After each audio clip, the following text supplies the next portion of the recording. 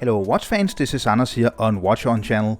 Today the full review of a watch I did unbox a couple of weeks ago. You can see the unboxing of this watch. Excelsior Park is the brand.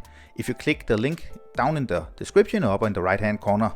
And now it's time for the full review of this Swiss made chronograph watch. If you haven't yet subscribed to my channel, please hit the subscribe button, it is a big help. So the watch comes in this very nice wooden box. Almost looks like kind of a cigar case or something like that. Then you open these two hinges here, and inside you find the watch. And as you see here, this is the Swiss brand, the revived Swiss brand Excelsior Park.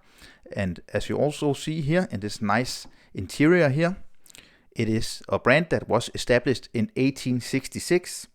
The brand is revived by the same people who revived Nevada Grenchen, a brand I have done several reviews of and I'm very fond of. So I definitely think they are doing something right with reviving these brands because the quality is really good. So inside of the box you actually also get this little leather pouch here. And inside you find something very unusual because this is a case bag. So you even see the case bag here with the 79 numbering. This is, if you don't want the see-through case bag you get on the watch here, you can actually put on the case back here if you want another look. I think that's pretty cool that they actually do include this. So let's have a closer look at the watch. This, as you can see, is a vintage inspired chronograph. It's a manual wound chronograph. It is powered by a Sellita movement. It is the Sellita SW510, which is a manual wound movement. Very nicely finished at this price point. You see the Genève striping here, Excelsior Park, and then you see the pelage. You also see the balance wheel moving. The watch is a revived watch from the 1950s, and I think they made a very nice modern reinterpretation of a 1950s inspired watch. As you can see, it's definitely has the same vibes as a lot of Patek Philippe chronograph watches, for example, so it's definitely very reminiscent of this time, but it's definitely not priced as a Patek Philippe because it's priced at $1,900 US. Definitely not a cheap watch, but as you will see during this review, you get a really nice quality watch. You can get this black version, which is my personal favorite. Then you can get a white and a salmon dialed version. So if you want a little more color, a little more fun on the wrist, color-wise, you can definitely look into the salmon dial as well. And then, as I said before, you can get the watch with the open or the closed case back, and you can choose between a black or a brown watch strap.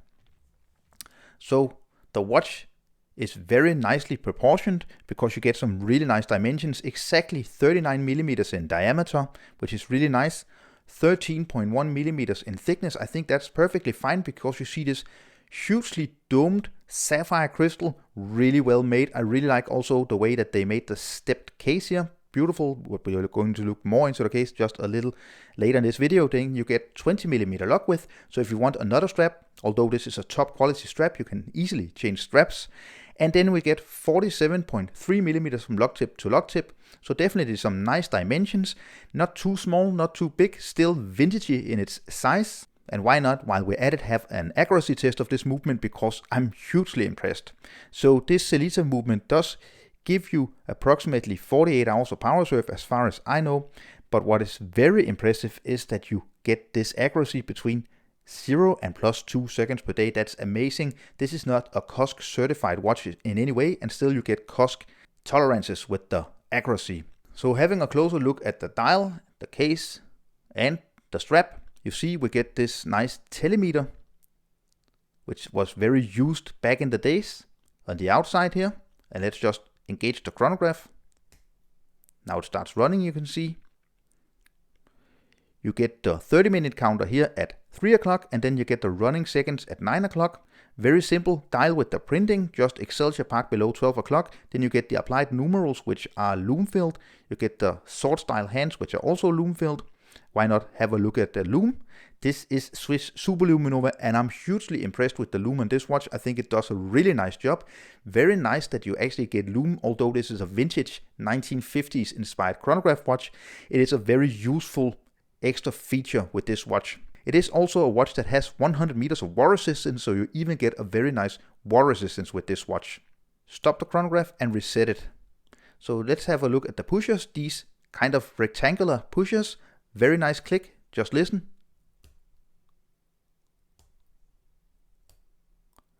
And then a nice crown. This is a push-pull crown, not a screw-on crown, and still you get 100 meters of water resistance, which I find very impressive. The case is well made, you see, in several layers, so everything is brushed except for the chamfering here all the way from the one end of the lock to the other. And then, as I said before, this nice beautiful layer down below the crystal, you see, nice polishing. It really gives a nice effect.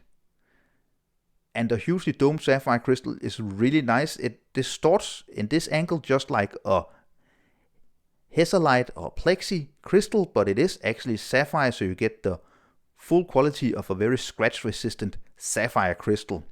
Nice case in my opinion. So the leather strap is an Excelsior Park leather strap, and it's a really nicely finished, very thick but still very flexible and soft leather strap here. And then you get Excelsior Park with this polished pin buckle. And let's just have the weight of the watch. So exactly 70 grams, which is really nice. It's definitely going to feel like a vintage inspired watch on the wrist. And let's just try it on the wrist. And here you see the Excelsior Park chronograph on my wrist. The reference number is EP5003. I have a 17.5 centimeter wrist, and I can easily pull off this watch. It wears really nicely. I think it wears much slimmer than 13.1 millimeters. And 13.1 millimeters isn't even a very thick dimension for a mechanical chronograph, and I think it wears really nicely, very slim, very comfortable. The 39 millimeter case dimension is just perfect. Not too small, not too fragile, not too big. It is the perfect remake of an extinct chronograph watch. So let's talk about the pluses and the minuses. I definitely think the overall quality of this watch, the finishing, the accuracy of the movement, the loom, the strap, everything is just made to a very high quality. The issue, or maybe the hesitation you could have with this watch, is that it is yet another revived Swiss brand.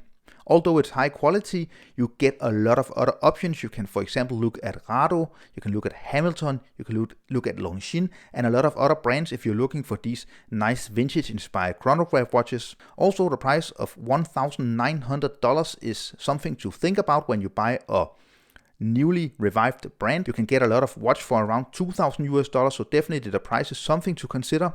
But I think overall the quality and the feel of this watch is really, really good. So if it's something that you're really falling in love with, I can definitely recommend this watch, but it is very much in tough competition with a lot of other brands which can also sell their watches a lot cheaper. I know these get sold out very quickly, so have a look at Excelsior Park's website. Definitely a huge quality that is also a tough watch with 100 meters of water resistance, great loom, and also this very nicely domed sapphire crystal, so it's not a fragile remake of chronograph watch. So a huge thanks to Excelsior Park for sending out this watch for review. I would really like to keep it.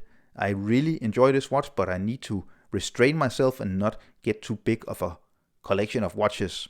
If you enjoyed this review, don't forget to give this video a thumbs up, leave a comment down in the description, follow me on Instagram and Facebook, and subscribe to my channel. Thank you, bye.